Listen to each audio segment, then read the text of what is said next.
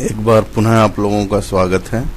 आज हम library method discuss करेंगे। इसमें सबसे पहले हम डिस्कस करते हैं मैथ मेथड्स के अंदर कॉमनली हम ये 4 मेथड यूज करते हैं। सबसे पहला इसके अंदर राउंड है, जिसके अंदर हम किसी भी पर्टिकुलर एक फ्रैक्शनल नंबर को n डिजिट तक राउंड ऑफ करते हैं। दूसरा SQRT है, दिए गए नंबर का हम स्क्वायर रूट फाइंड आउट करते हैं। तीसरा एब्सोल्यूट ABS मेथड है, जो किसी भी दिए गए नंबर की एब्सोल्यूट वैल्यू कैलकुलेट करता है। जो नेगेटिव हो या पॉजिटिव हो, उसको हमेशा पॉजिटिव में कन्वर्ट करता है। वो ये x raise to power y को कन्वर्ट करता है। चलो 1 बाय 1 इसको प्रैक्टिकली देखते हैं with the help of NetBeans IDE। तो इसके अंदर देखिए, ये हमने एक छोटा सा GUI लिया है। इसके अंदर ये टेक्स्ट फील्ड 1, ये टेक्स्ट फील्ड 2।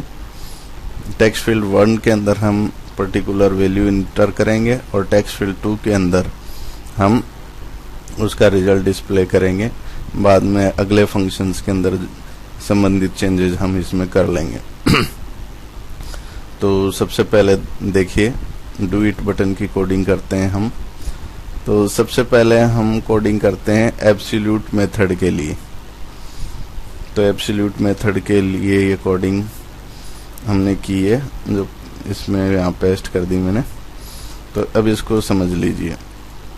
हमने 2 नंबर लिए, एक n और एक r। n नंबर को कीबोर्ड से रीड कर लिया हमने टेक्स्ट फील्ड 1 के द्वारा, और r के अंदर उसकी एब्सोल्यूट वैल्यू कैलकुलेट करके math.absn ये कैलकुलेट करके r में स्टोर कर ली। अब इस r को टेक्स्ट फील्ड 2 के अंदर हमने डिस्प्ले करवा दिया है, इस तरीके से जो आप स्क्रीन के ऊपर देख रहे हैं। तो चलिए इसको सेव कीजिए।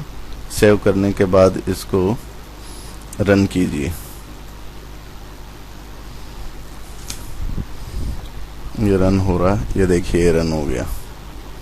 तो यहाँ पर कोई भी नंबर दे दीजिए, जैसे 67, डू इट 67 ही आया। इसी तरह से आपने दे दिया -45, तो इसको इसने क्या कर दिया 45। तो इस तरह से जो भी नंबर हम नेगेटिव या पॉजिटिव में देंगे, वो एब्सोल्यूट नंबर कन्वर्ट करके यहाँ डिस्प्ले कर देगा। तो ये हमारा ये था। अब हम अगला मेथड की कोडिंग लेते हैं। तो अगले मेथड की कोडिंग, इसके अंदर SQRT फंक्शन है हमारा एक, इसकी कॉपी कर लीजिए और कॉपी करके यहाँ पेस्ट कर दीजिए। अब SQRT मेथड के अंदर देखिए हमने क्या किया है, वही 2 नंबर लिए n और r। फिर n के अंदर कीबोर्ड से रीड किया, r के अंदर हम स्क्वायर रूट कैलकुलेट करवा के स्टोर किया है math.sqrt, और ब्रैकेट में हमने वो नंबर दिया है, ठीक है। और फिर स्क्वायर रूट कैलकुलेट होने के बाद ये हमने टेक्स्ट फील्ड 2 के अंदर इसको डिस्प्ले करवा दिया। अब इसको भी सेव कीजिए और डिजाइन पे आइए और इसको आगे कर लीजिए। ये देखिए ये रन हो गया। अब इसके अंदर सपोज हमने दिया 25, ठीक है। अब इसका 5 स्क्वायर रूट आ गया। इसी तरीके से दे दिया हमने 125, इसका स्क्वायर रूट ये हमारे सामने आया 11 पॉइंट, ये आगे फ्रैक्शनल के अंदर है। तो इस तरह से कोई किसी भी नंबर का हम स्क्वायर रूट इसके द्वारा निकाल सकते हैं। अगला फंक्शन हम डिस्कस करते हैं। तो अगला फंक्शन हमारा पो फंक्शन है। तो पो फंक्शन के लिए हमें 3 टेक्स्ट फील्ड की जरूरत पड़ेगी। तो इसके अंदर हम नेसेसरी मॉडिफिकेशन कर देते हैं y, और ये हो जाएगा आपका इंटर x। तो x और y हमने 2 कीबोर्ड से रीड करवा लिए, ठीक है। और थर्ड के अंदर हम रिजल्ट लेंगे इसमें, तो ये यहाँ अपन ने रिजल्ट ले लिया। रिजल्ट के लिए एक टेक्स्ट फील्ड और ले लीजिए, ये लीजिए, इसको ब्लैंक कर लीजिए। ठीक है, इसको सेव कर लीजिए। अब वही डू इट के ऊपर आइए और डू इट पे आके ये कोडिंग है इसको तो हटा दीजिए और इसके स्थान पे हम SQRT फंक्शन की कोडिंग करते हैं। तो पो फंक्शन की कोडिंग करते हैं। ये कॉपी किया और ये यहाँ पर हमने पेस्ट कर दिया। तो इस कोडिंग को देखिए आप,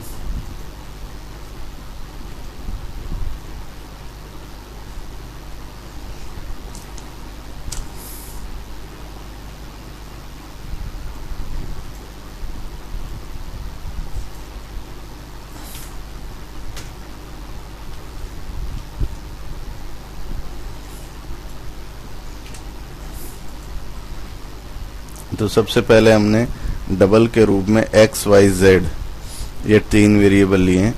x के अंदर हमने स्टोर किया है टेक्स्ट फील्ड 1 में जो वेरिएबल रीड किया, y के अंदर टेक्स्ट फील्ड 2 में जो वेरिएबल रीड किया, z के अंदर पो फंक्शन हमने कॉल करके उसकी कैलकुलेटेड वैल्यू हमने z में स्टोर की है और थर्ड टेक्स्ट फील्ड के अंदर उस z की वैल्यू को हमने स्टोर कराया है। ठीक है, तो x y दोनों हमने रीड कर लिए और x raise to power y यानी x की पावर y हमने इसकी मैथ फंक्शन के द्वारा मैथ्स लाइब्रेरी के पो फंक्शन के द्वारा कैलकुलेट किया और इसको डिस्प्ले कर लिया। इसको सेव कीजिए, सेव करके इसको भी रन कर लीजिए।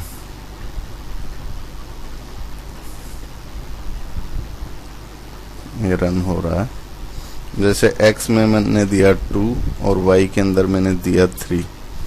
अब इसको किया तो ये 8 इसकी का रिजल्ट आ गया।